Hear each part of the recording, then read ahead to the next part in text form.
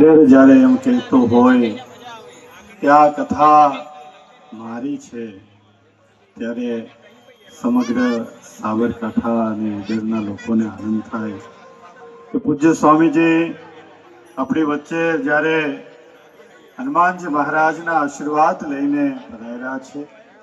બંને મહાન શ્રી મહાકાલગીરીજી મહારાજ, મહાકાલેશ્વર મહાદેવ મંદિર અને ગોપાલ નંદગીરીજી મહારાજ અંબાજી મંદિર, તેઓ પૂજ્ય સ્વામીજીનું પૂજન અર્ચન કરવા ઈચ્છતા હતા. વાલા ભક્તજનો, મારા બાપ, સરસ મજાનો ભગવાને માણાનો દેહ આપ્યો છે.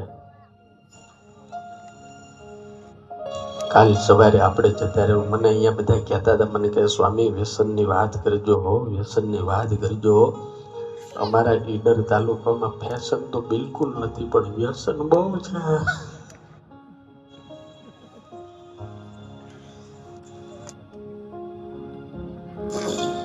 પીના હે તો હરિરસ પીજીએ. રાતના 10 વાગે આ લોકો જમીન નીકળે. રબારી કાકા ગાડી હાંકતા મને કહેતા હતા 3 વાગે એવી ઊંઘ આવે. ઊંઘ તો કોઈની હરખી થતી જ નથી. મને 3-4 પ્રસંગ કીધા આજે.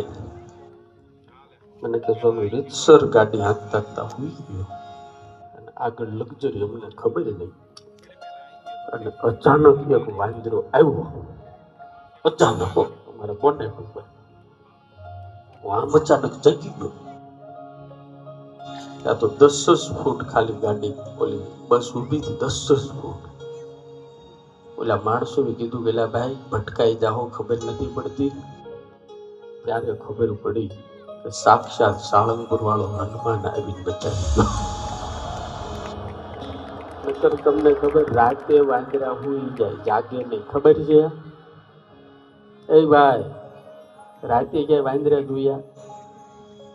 એ બિચારા હાંજ પડે ને, હાંજ પડે એટલે લગભગ 6-7 વાગે ને એટલે હોન ઘરે જતા રહે. અને આપણે બધા 6-7 વાગે ને એટલે બહાર નીકળી જાય સ્વામિનારાયણ. ક્યાં જાય ખબર છે? પોટલી ગોતવા.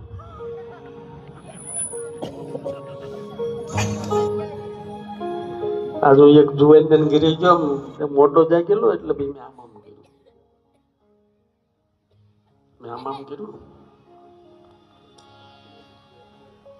એટલે